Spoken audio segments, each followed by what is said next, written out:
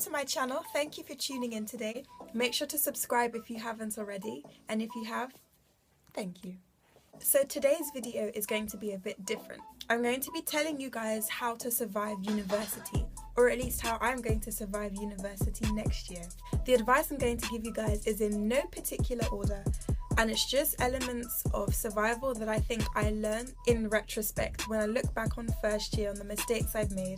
I want to share this with you guys so that you guys can avoid going through these mistakes. So pay attention, share this with anyone if you agree with what I've said, and just to clarify, I'm not trying to shove my opinion down anyone's neck. As I said, these are things that I'm going to do next year. In accumulation, it's going to be things that I think are imperative to your success at university, socially and academically.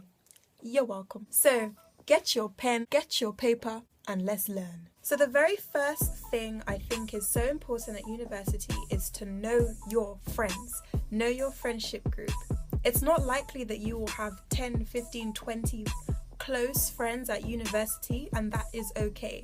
That is normal. I think you need to make sure that the people you're hanging around with are truly your friends, truly with the same mindset and truly ambitious, driven people to also drive you towards your goals as well.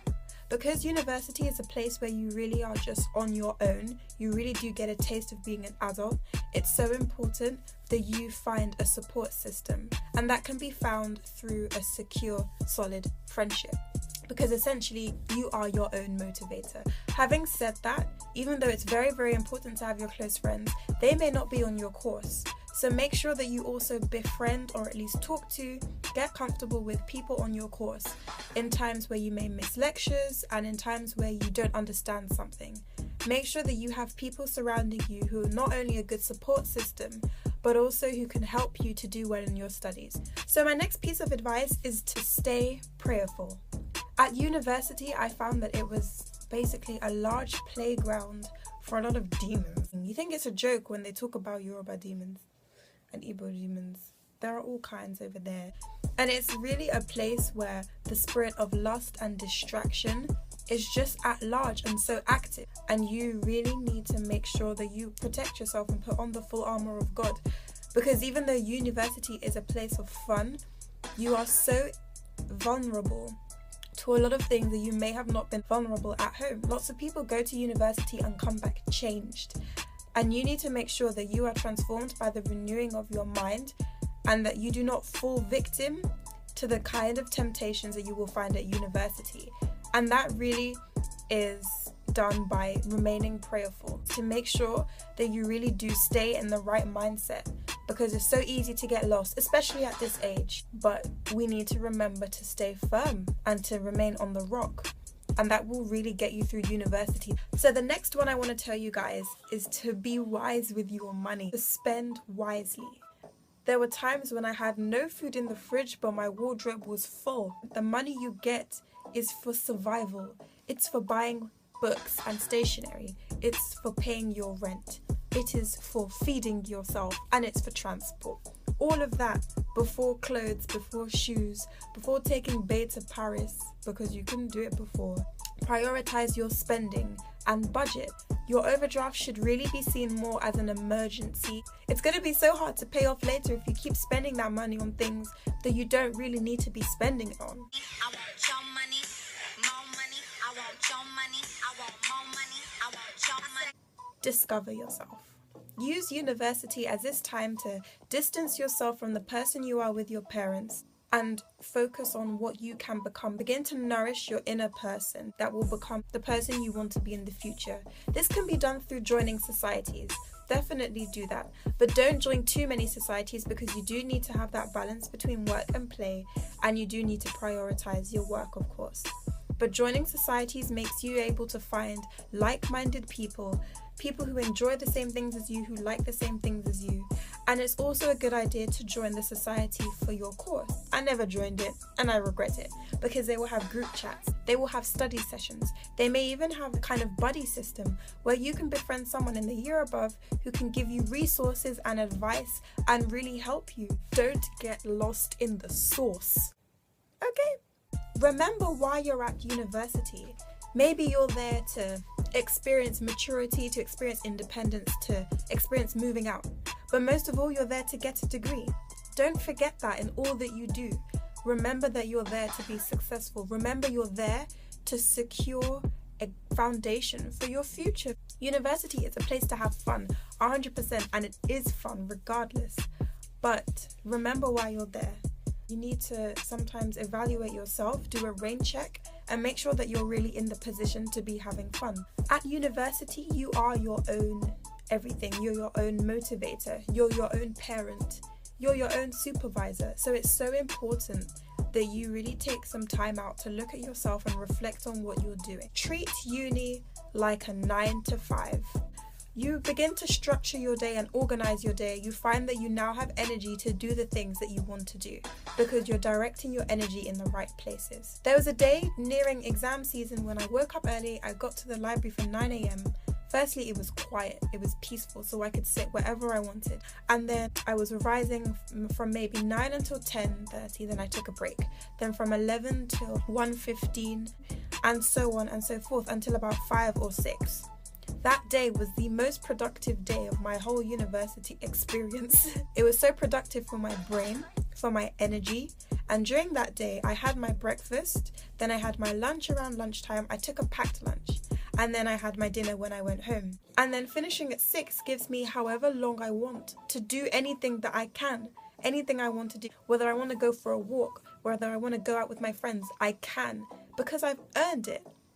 When you treat university like a 9 to 5, you earn your freedom. You earn being able to go out. You earn being able to enjoy yourself. That's when you begin to schedule your day to maximize your productivity. You have so much more free time in the day and you have so much more energy. Stay wise as well. Protect yourself, your body, your mind, and your soul.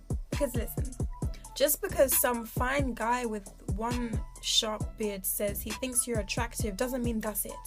Doesn't mean that means you have to get with him. It doesn't mean that now you have to start dating. Because all he's offering you is, you need to know the difference between lust and like. It's not likely the lust can really become anything fruitful. But when someone likes you, that's when they begin to see your mind. You need someone who likes your mind. Of course, being attracted to someone is important. It is important. But as you get older, you realize that that will not sustain you. Enjoy being single. If you start university single, you are lucky because you have no commitments. And then you can use that time to entirely work on yourself and focus on your studies. The next one, and this is actually really important, is to eat. Food is so important. You've been trying to find it for ages. And I don't mean takeaways. Don't be spending your money on takeaways. Spend your money on ingredients that you can use to cook food throughout the week. Make something big, let it last you for the week, and every week maybe cook something else. Takeaways should always be a treat. You should not have takeaways every day. It doesn't matter how much money you're getting.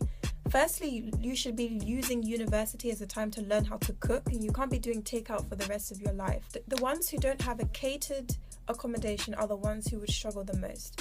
You need to set aside money for your food, for your weekly or monthly food. It's so important. Breakfast, lunch and dinner, and snacks in between. Especially for days where you have lectures from 9 to 5. You can't just be cashing out and going home for a takeaway, and you can't just eat once. Make sure that you are stocked up in your room with snacks. I remember I had a snack shelf.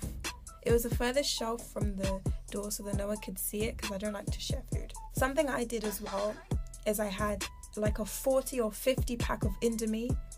At university, Indomie is your best friend. Just make sure that you are eating and you're really fueling yourself. My next piece of advice for you guys is sleep. It isn't likely that you will get 8 hours every night, but whenever you get the chance to get 8 hours of sleep, grab it. And make sure that you don't mess up your sleeping pattern, because near the end of university, I'd be waking up at 1-2 p.m. and I'd have to sleep at 4 a.m. to balance it out, and then I'd be missing the day, and that guilt, because you can't get those hours back. Sleep is so important. It's for your functionality, for your brain to work, for your body to work. You need sleep. My last point for you guys is don't miss lectures. It's so important. I know that everyone says University is just 9k a year to read off PowerPoint slides. But sometimes the lecturer may go off tangent and say something that isn't in the notes and isn't on the slides. So you need to attend the lectures. I find that when you attend the lectures, that's when your day is structured and you think, okay, I have this lecture at 11. That means before I need to do this and after I can do that. Lectures structure your day and they make sure that you're actually awake and you're actually being active and proactive. And when you start going to lectures in first year, then it becomes second nature for you to go in second year as well. And making notes from early, I cannot stress this enough, making notes from early on in the year is so important. Make notes before your lecture, during your lectures, after listening to a recording of your lecture. Next year, my dictaphone is going to be my best friend. And if there's anything I don't understand, I can ask in a comprehensive manner because I've already made the notes from earlier on. And then I listen to the lecture when I get back and then I make more notes. And then on that topic, I already have a concise set of notes, which when exam season comes, all I have to do is read it. And do not. This is the most important thing, I think. Do not let anyone tell you that first year does not matter. I had a second year roommate and all he used to say to me was, oh, it doesn't matter, it's only first year. That's your foundation for your other years. That's the year that you decide whether you're on the right course or not. That's the year you decide whether you like what you're doing, whether you like the university or not. So pay attention. Not only that, but if you don't do well, you don't get back in. If you don't do well, you have to resit. Resits are in August. That means you have to revise through summer. And the papers are not free. If you want to switch to a sandwich course, if you want to switch to studying a year abroad between second and third year, or just a year in industry, that means you have to get a certain level of grades in first year. So first year does matter. Turn to your neighbour and say, first year does matter. You are there to set a foundation for your future. So make sure that you do pay attention and make sure that you are focusing on success because this is your life. That concludes today's video on how to survive university. I hope you guys enjoyed it. I hope you guys learned something. And I hope you really do take these pieces of advice with you. Make sure to like this video if you enjoyed it, if you thought it was helpful. Make sure to share it with anyone that you know who is moving on to university or going into second year. Make sure to subscribe if you haven't already, and I will see you in my next video. Thank you for watching. Bye.